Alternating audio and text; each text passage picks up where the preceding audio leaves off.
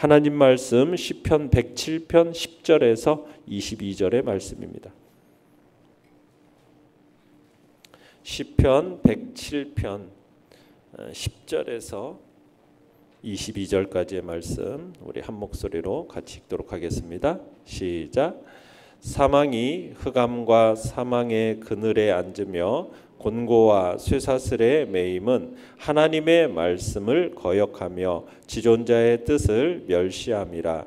그러므로 그가 고통을 주어 그들의 마음을 겸손하게 하셨으니 그들이 엎드러져도 돕는 자가 없었도다. 이에 그들이 그 환난 중에 여호와께 부르짖음에 그들의 고통에서 구원하시되 흑암과 사망의 그늘에서 인도하여 내시고 그들의 얽어맨 줄을 끊으셨도다. 여호와의 인자심과 인생에게 행하신 기적으로 말미암아 그를 찬송할지로다. 그가 논문을 깨뜨리시며 쇠빗장을 꺾으셨음이로다. 미련한 자들은 그들의 죄악의 길을 따르고 그들의 악을 범하기 때문에 고난을 받아 그들은 그들의 모든 음식물을 싫어하게 되어 사망의 문에 이르렀도다. 이에 그들이 그들의 고통 때문에 여호와께 부르짖음에 그가 그들의 고통에서 그들을 구원하시되 그가 그의 말씀을 보내어 그들을 고치시고 위험한 지경에서 건지시는도다. 여호와의 인자심과 인생에게 행하신 기적으로 말미암아 그를 찬송할지로다. 감사제를 드리며 노래하여 그가 행하신 일을 선포할지로다. 아멘. 오늘 말씀의 제목은 고통에서 그들을 구원하시되라는 제목으로 말씀을 나눕니다. 우리가 보고 있는 이 107편은 바벨론 포로 귀환 시대에 이스라엘의 어떤 한 익명의 시인이 선민의 어떤 포로 귀환이라는 어떤 민족의 역사적인 체험을 배경으로 한, 그래서 어떻게 보면 하나님께 반역만 일삼았던 그 의로운 점이라고는 하나도 없는 그 이스라엘을 구원해 주시는 그 하나님의 인자하심을 감사하고 찬양한 시가 시편 107편입니다. 그러니까 바벨론의 포로 가운데 있는 이스라엘 백성들의 그 고통의 부르짖음을 하나님께서 들으셔서 그들에게 인자를 베풀어 주시고 그들을 구원하여 주셨음을 감사하고 찬양하는 시가 시편 107편이라는 얘기죠. 내용과 먼저 1번을 보시면 하나님께서는 말씀을 거역하는 자들을 어떻게 다루십니까? 자, 하나님께서는 자신의 말과 자신의 뜻을 거역하는 자들을 가만히 내버려 두실까요? 아니죠. 고통을 통해서라도 반드시 돌아오게 하십니다. 그러니까 하나님께서 흑암과 사망의 그들에 있는 자신의 백성을 인도해 내시고 죄악에 의해서 벗어날 수 있도록 고통을 사용해서라도 마침내 여호와께 부르짖도록 만들게 하시는 분이 하나님이시라는 거예요. 자, 10절로 12절을 읽어보겠습니다. 시작. 사람이 흑암과 사망의 그늘에 앉으며 곤고와 쇠사슬의 매임은 하나님의 말씀을 거역하여 지존자의 뜻을 멸시함이라. 그러므로 그가 고통을 주어 그들의 마음을 겸손하게 하셨으니 그들이 엎드러져도 돕는 자가 없었도다. 자, 여기서 보면 흑암과 사망의 그늘에 앉고 또 곤고와 쇠사슬에 매였다. 이게 지금 감옥에 갇힌 사람들의 그 어떤 침울하고 암담한 상태를 가리키는 말이죠. 그러니까 바벨론 포로기에 이스라엘 백성들이 겪어야 했던 상황을 지금 비유적으로 표현한 겁니다. 그러니까 침울하고 암울한 상황. 그런데 이런 상황을 초래했던 이면에는 뭐가 있다라고 얘기하고 있습니까? 하나님의 말씀에 대한 불순종, 하나님의 뜻을 멸시하는 것. 이 그들의 죄악이 존재했음을 얘기하고 있죠. 그러므로 고통을 주어서 그들의 마음을 겸손하게 하셨다라고 하고 있습니다. 겸손하게 하셨다. 그러니까 이스라엘 백성들이 하나님의 말씀을 거역하고 지존자의 뜻을 멸시한 데 대한 하나님의 처방입니다. 처방. 고통이라는 것은 아까 말했던 것처럼 사람이 흑암과 사망의 그늘에 앉고 곤고와 쇠사슬에 매였다라는 말이 바로 고통이죠. 그러니까 고대 이스라엘에서는 심각한 죄를 지은 죄수들은 어떻게 했느냐? 발에 착고를 채워가지고 빛이 거의 들어오지 않는 토굴 속에다가, 캄캄한 토굴 속에다가 가두었다고 합니다. 그러면은 캄캄한 토굴 속에 가둬놓으면은 시간이 가는지 밤인지 낮인지 봄인지 여름인지 그걸 알 수도 없어요. 그냥 최소한의 음식으로만 이렇게 삶을 연명할 뿐인 거죠. 그러니까 죄수가 그렇다고 해서 발에 찾고만 찬 채로 그냥 놓여 있는 것도 아니고 그 캄캄한 또 토굴 속에서 또 이제 여러 가지 노동을 하는 겁니다. 그러니까 착고에 매인 채 중노동을 하는 거예요. 그러니 그들의 마음속에 그 교만함, 혈기, 어떤 살기나 강팍함 이런 것들이 어떻게 되겠어요? 다 꺾여지는 겁니다. 겸손하고 유순한 자가 되는 거죠. 그러니까 하나님께서 이처럼 하나님께서 하나님의 말씀을 거역하고 당신의 뜻을 거역 멸시하는 그런 당신 앞에서 교만해진 그 사람들을 어떻게 한다? 그들의 발에 쇠사슬을 채워서 바벨론이라는 그 감옥으로 가두어서 그들을 혹독한 노동을 하게 했다라는 거예요. 나중에는 바벨론 땅에서 뭐 어느 정도 자유를 누리긴 했지만 어떠면 그 포로기 기간 동안 그들의 고통이라는 것이 얼마나 극심했는지를 그들이 엎드러져도 돕는 자가 없었다. 엎드러져도 돕는 자가 없는, 어떻게 보면은 참 고통 속으로 하나님이 집어넣으신 겁니다. 자, 이런 고난과 수고의 결과 어떤 일이 일어납니까? 교만이 꺾여져요. 겸손함 가운데 낮아집니다. 그러면서 하나님께 부르짖는 단계에 이르게 되는 거죠. 그러니까 이게 하나님께서 그들을 쇠사슬에 채워서 감옥에 가두고 수고하게 하신 목적이라는 얘기입니다. 자, 13절 14절을 읽어보겠습니다. 시작. 이에 그들이 그 환난 중에 여호와께 부르짖음에 그들의 고통에서 구원하시되 흑암과 사망의 그늘에서 인도하여 내시고 그들의 얽어맨 줄을 끊으셨도다. 자, 하나님께서 이제 이스라엘 백성들을 바벨론 그 포로에서 해방시킨 것을 묘사한 말씀이거든요. 그러니까 하나님께서 이스라엘 백성들을 얽어매고 있던 그 줄, 쇠사슬을 끊으셨다. 쇠사슬을 풀어서 결박을 어떻게 보면은 푼 정도가 아니라 다시는 얽어맬 수 없도록 그 쇠사슬을 어떻게 해버렸다? 완전히 끊어버렸다는 거예요. 거기서 한 걸음 더 나가서 16절을 읽어볼까요? 시작. 그가 논문을 깨뜨리시며 쇠빗장을 꺾으셨음이로다. 논문이라는 것은 감옥문을 얘기하고 쇠빗장이라는 것은 말 그대로 논문이 열리지 않도록 잠그던 쇠로 만든 빗장을 말하는 거죠. 그러니까 감옥문이 논문으로 노수로 되어 있고 그 문을 잠그던 빗장이 쇠로 되어 있었는데, 그러니까 결코 죄수로 하여금 나올 수 없는 상태, 절망적인 그런 상황에 있었음을 지금 말하고 오는 겁니다. 그런데 하나님이 그러한 논문을 어떻게 해요? 논문을 깨뜨리셨다. 쇠빗장을 꺾어버리셨다. 그래서 그 안에 붙잡혀 있던 죄수들을 완전히 자유롭게 하셨다. 그래서 다시는 감옥에 갇히는 일도 얽매이는 일도 없는 그 완전한 자유와 해방을 얻게 하셨음을 얘기하고 있는 겁니다. 자, 내용관찰 문제 2번을 보시면, 자, 미련한 자들의 그 부르짖음에는 어떻게 반응하십니까?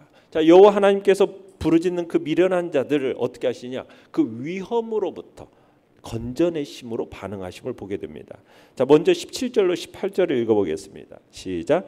미련한 자들은 그들의 죄악의 길을 따르고 그들의 악을 범하기 때문에 고난을 받아 그들은 그들의 모든 음식물을 싫어하게 되어 사망의 문에 이르렀도다. 자, 하나님 앞에서 크게 범죄한 이 미련한 자가 그 미련함으로 말미암아 극심한 고난과 그로 인해서 입맛도 떨어지고 입맛이 이르니까 죽음의 끝까지, 죽음의 문턱까지 그런 상황을 의미하고 있는 거죠. 그들의 처지가 위급함에서 더 나아가서 지금 어느 정도예요?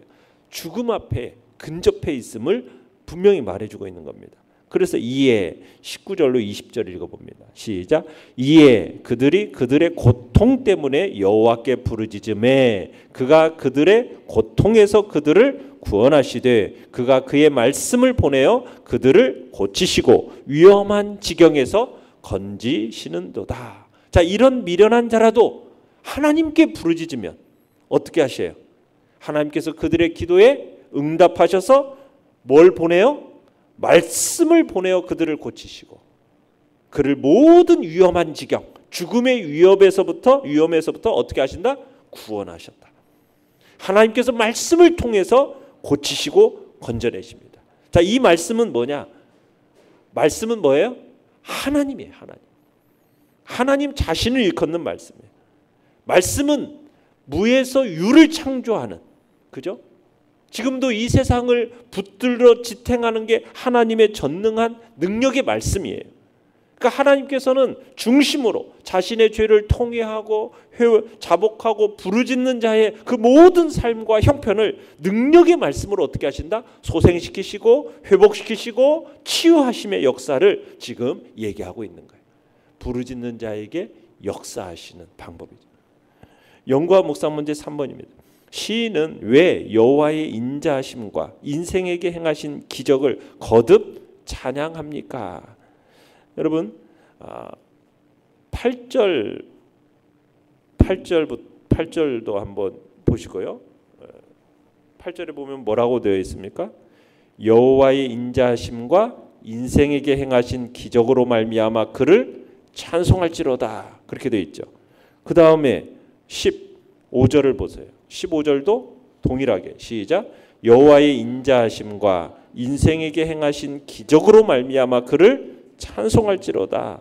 그 다음에 21절이요. 시작. 여호와의 인자하심과 인생에게 행하신 기적으로 말미암아 그를 찬송할지로다. 지금 계속해서 반복적으로 얘기하고 있죠. 여호와의 인자하심과 인생에 행하신 기적으로 말미암아 하나님을 찬양하라. 거듭 찬양할 것을. 그러니까 하나님은 어떤 분이시라는 거예요? 인자하신 분이에요. 인자하심. 어떻게 보면 고통을 주는 대상이잖아요. 하나님이 고통을 주는 대상인데 그 고통을 주는 대상을 향해서 인자하다는 표현을 쓰는 경우는 드물잖아요. 어떻게 보면 주어진 고통에 집중하다 보면 우리가 어때요? 우리가 고통을 위한 회복까지는 생각하기가 쉽지가 않아요. 그 고통에만 집중하면은 자꾸 원망이 들어요. 그런데 우리는 고통에 집중하는 것이 아니라 어디에 집중하는 겁니까? 하나님께 하나님께. 우리를 회복시키시는 구원의 하나님. 그 하나님이 어떠한 분인가? 내가 받은 구원에 대한 사실에 집중하는 거예요. 위험한 지경에서부터 구원받은 그 구원의 사실, 그 사실에 집중하면은 어떤 일을 할 수 있어요? 하나님의 인자하심과 그분이 우리 인생에 행하시는 기적을 뭐 할 수 있다? 찬양할 수가 있다. 찬송할 수가 있는 거예요. 8절에서 여호와의 인자하심과 인생에게 행하신 기적의 내용이 4절로 7절에 나오거든요. 사망에서 방황하는 자들을 건지시는 하나님. 또 15절에 그 인자하심과 인생에게 행하신 기적의 내용이 어디냐? 10절로 14절에서 말씀을 거역하고 심판을 당했던 자들을 용서하시고 그들로 하여금 해방의 역사를 맛보게 하신 그 구원의 역사. 또 21절 전에 17절로 20절에서는 미련한 자의 그 범죄와 죄악을 사하시는 하나님의 그 인자하심과 기적에 두고 있어요. 그러니까 고통 가운데서 구원하시고 건지심에 대한 그 하나님께 대해서 감사의 예물을 더불어 진정한 감사의 고백을 드리고 감사의 찬양으로 주님을 높여야 함을 나타내는 거예요. 그래서 우리가 어디에 집중할 건가? 그냥 단지 그 고통에 집중할 것인가? 아니면은 우리에게 베푸신 그 구원에 집중할 것인가? 느낀 점 4번입니다. 죄인을 겸손하게 하시기 위해 고통을 주시는 하나님을 보며 무엇을 느낍니까? 우리가 눈앞에 있는 이 고통에 매여 있기보다는 내 삶의 방향이 하나님의 뜻에 맞춰져 있는가? 여기에 우리가 집중해야 됩니다. 고통이 아니라 나는 과연 하나님의 뜻에 내 삶의 방향이 맞춰져 있는가? 그리고 우리가 뭐라고 생각해야 돼요? 고난은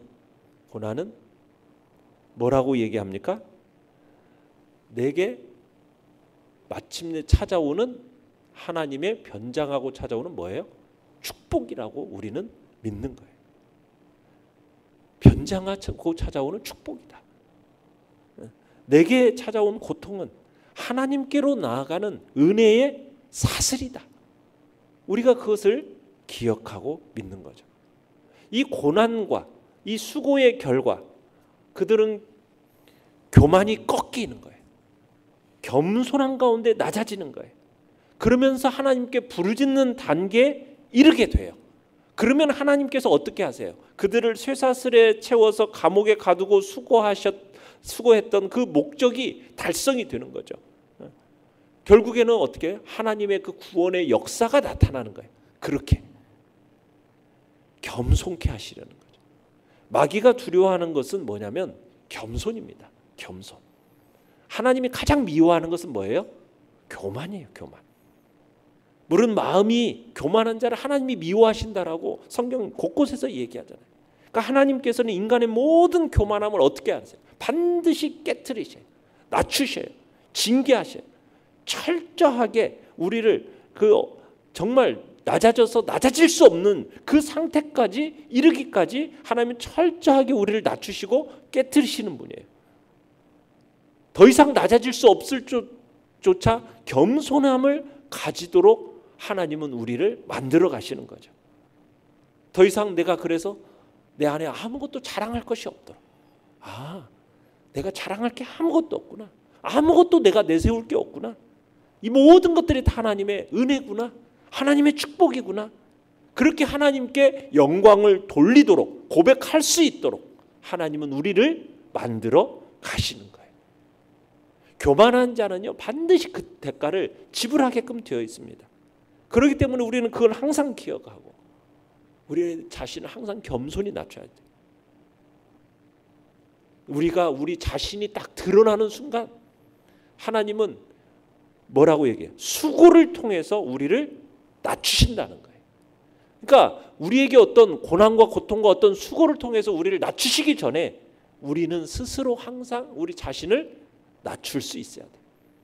겸손하게 내 안에 더 이상 낮아질 수 없을 정도로 낮아지는 겸손함.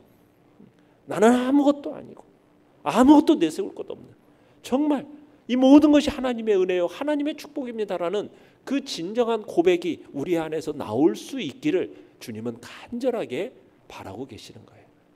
그러기까지 우리를 어떻게 하신다? 낮추신다는 거예요. 낮추신다. 결단과 적용 5번입니다. 내 삶에 고통이 찾아왔을 때 나는 어떻게 받아들였습니까? 현재 고통에 매이기보다 고통을 넘어 회복의 은혜를 주시는 하나님께 집중하기 위해 무엇을 분별해야 합니까? 우리가 우리의 삶에 찾아오는 고난, 우리가 대신방 때도 계속 얘기했던 것이 고난은 뭐더라? 변장하고 찾아오는 하나님의 축복이더라. 우리가 주님 앞에서 가져야 할 태도인 거죠. 내 삶에 찾아오는 고통, 나에게 마침내 축복을 주시려는 변장하고 찾아온 축복이구나. 그리고 나를 겸손하게 만드시려는, 나를 영적 기상나팔 소리로 나를 깨우시려는 하나님의 나팔 소리구나. 마침내 기도하고 부르짖게 하시려는, 그리고 우리를 어떻게 명품으로 만들고, 그리고 우리를 용광로 속에서 정말 아름다운 순금가처럼 만드시려는 하나님의 복된 의도 속에 이 모든 일들이 진행되어 가고 있음을 우리는 믿고, 우리는 이 모든 것들을 속에서 우리 자신을 겸손히 낮추는 그 복된 자리, 그리고 우리는 어디에 집중하는 겁니까? 이 고난을 통해 마침내 하나님께로 나아가는 은혜의 사슬이다 라고 우리는 기억하고 고백해야 할 것입니다. 오늘의 기도 같이 읽겠습니다. 시작. 내게 찾아온 고통이 하나님께로 나아가는 은혜의 사슬임을 기억하며 살아가게 하소서. 아멘.